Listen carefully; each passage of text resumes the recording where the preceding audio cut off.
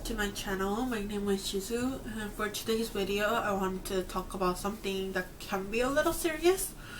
I wanted to do a video talking about my mental health for a long time, but I wasn't sure how to structure it, and I found this mental health tag on Google, so I decided to just go and fill and answer the questions there. I thought it would be a good way to start the conversation. And if there's anything else that you guys would like to know, or if there's like some other idea, specific topic that pops up into my head in the future, then I will do a separate video on that. But I thought initially this would be a good idea to start the conversation. So I'm planning to put this video up on Friday, March 20th. I believe that is a Friday. And the reason why I wanted to do that is because that is basically kind of like the anniversary day of when I started dealing with mental health issues. So just to very briefly before I start the tag, I was actually hospitalized on March 20th of 2017 after attending a mental health fair on my college campus because they thought I was at risk of suicide, and they called an emergency, mental health emergency response center or whatever at a hospital, and it kind of spiraled from there, and that's how I was that's how I got aware of my mental health issues, and that began the whole journey for me. So I could do a whole video going into my experience of being hospitalized and the suicidal ideation part, but that is a very brief a background to my mental health journey. And let me just go ahead and start with the tag. So I'm gonna list all the questions and also where the blog that I found this tag from in the description box down below. So if you are interested, or if you want to answer any of these questions, then you can do so in the comment box down below as well. Or if you want, you can also if you want more privacy, you can also DM me on my Instagram, which the handle will be also listed down below if you want more private conversation with me about the issue. So the first question is, what is your mental health issue? So I was diagnosed with major depression disorder, and after many sessions with therapists and psychiatrists and stuff, I kind of accepted that I've been dealing with suicidal ideation for a really long time, since middle school, I guess. I don't really remember even before that too much. So that's when I kind of recognized it. And second question is, do you have medication and or therapy? So I was on medication. I stopped a while ago. I used to take Zoloft and sertraline. I don't know. I don't really remember exactly how much of it I used to take, but yeah, I was on it for quite a bit. And right now I do still go to therapy. I think I started therapy and medication also as soon as I was hospitalized. They started me on it, and I think therapy has been really a lifesaver for me. It really has been good to have someone to talk to, and my experience with the therapist has been pretty good for the most part. So the therapist that I had while I was an inpatient at a hospital wasn't really a perfect match for me, but I think that while being hospitalized, I didn't really have a choice. But once I was discharged from the hospital, and they connected me with the therapist at a center that was like near my house. I think like that they were really good, and right now the therapist that I have is really great. So like I haven't been with her for that long, only maybe like from 2 months ago, but I really like her. So the third question, I kind of answered this. What therapy / medication have you tried and has any worked for you? So for medication, I tried like a couple of different things. I don't really remember which ones I have tried, but I did try various things. But I think medication has probably helped with like trying to like stabilize my mood a bit, but I don't know if it has been like a lifesaver or anything. But I think therapy has definitely been a lifesaver. Like it's been really helpful trying to like talk through my issue, and also having someone to just talk to, and I think like having that consistency with my therapist also helped. Number 4 is, how long have you had problems for? So I was diagnosed in, like I said, in 2017 when I was hospitalized, but I feel like the issue of suicidal ideation and the feeling depressed, I had that for like a long time. Like suicidal ideation, or like that feeling of like, oh, I don't want to wake up tomorrow, or like I wish I wasn't alive, was there with me since like as far as middle school, maybe like 6th grade. And after I graduated high school, and maybe second year of college, that's when I also like started to notice that like I was like really feeling really like tired, and I had like really like low energy, and that I couldn't even like get my schoolwork done. So like I always like throughout high school and like college, like after that, I always at least got like assignments done on time and stuff, but I was like always like missing deadline, and I was just like not being able to like get up from bed. That's when I kind of like noticed symptoms. So that's quite a bit, I guess. Number 5, do your family / friends know? So obviously when I was hospitalized, my family found out because my dad was the first person I contacted from the emergency room, and I also like, I still do, and I was at the time still living with my parents, so obviously I have to tell them. So they know. My close friends knew when I was hospitalized, but other than that, like other friends didn't really know. And throughout times, I told like close friends that I was hospitalized, or that I am dealing with depression, and now I'm pretty much open about it. So yeah, a lot of people know about it.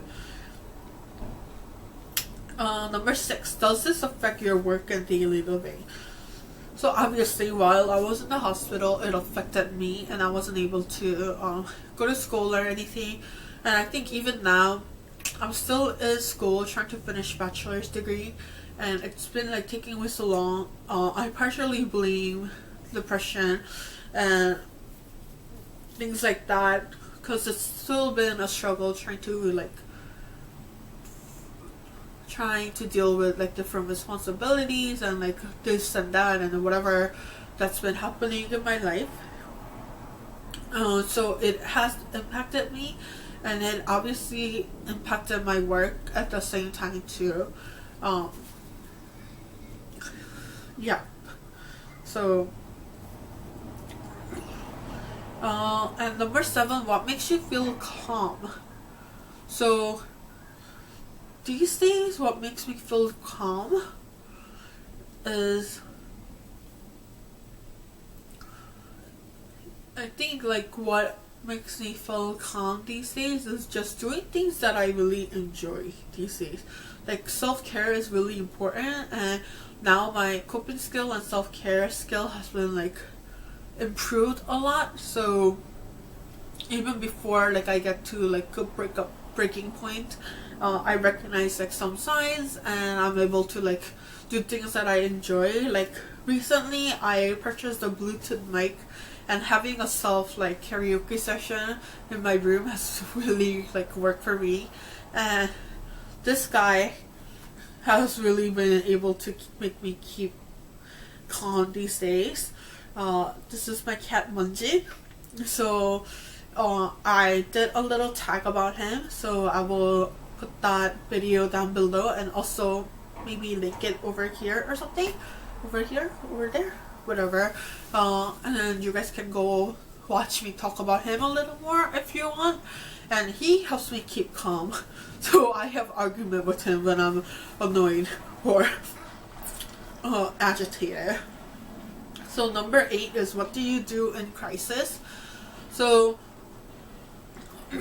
I do still have a crisis plan that I made, which is mostly just like talking to my friends and reaching out like to professionals and blah blah blah. And but mostly like I try to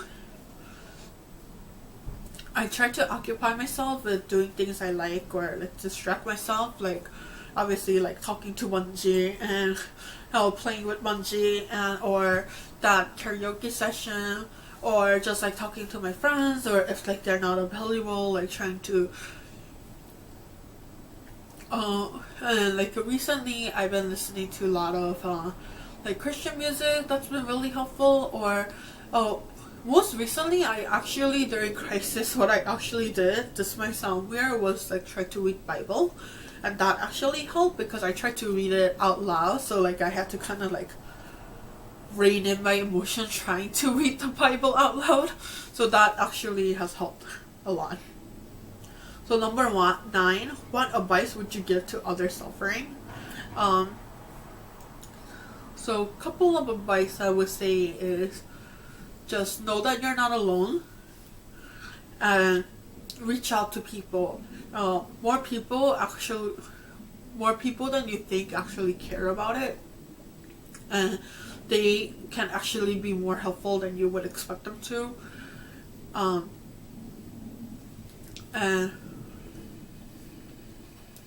And there are tons of resources, and there are tons of other people going through the same thing, and just know that whatever you're going through and the emotions that you're feeling, they're all valid. I don't know what else to say. Number 10, what makes you smile? How can I answer this question without mentioning Munji here? He makes me smile. My cat makes me smile. My friends make me smile. And I mean, like, even obviously, like, my family makes me smile, even though I might get into argument with them, but so that's everything too. So things like my cat makes me smile, this pillow makes me smile. Look at this pillow makes me smile. Yeah, so things like that makes me smile. Number 11, describe your mental health issue in 5 words.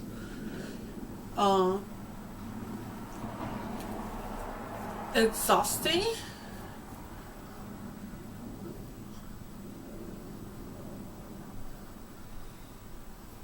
unbelievable,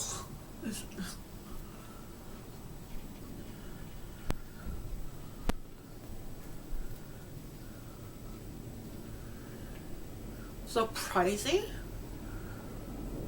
and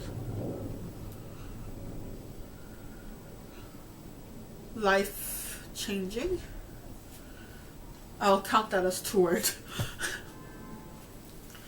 And the last question is there a picture to make people smile? So I'll insert something right here, hopefully. And so that's the end of the tag, and let me know in the comments if you enjoyed this tag, or if you also want to talk about mental health or any other questions you might have regarding my mental health journey. It is still a journey. I am still on it, and I am definitely not like 100% it's not like to a point where I don't deal with mental health issues at all. And I just want to point out a couple of resources that I have like made use of before, like that you guys might be aware of.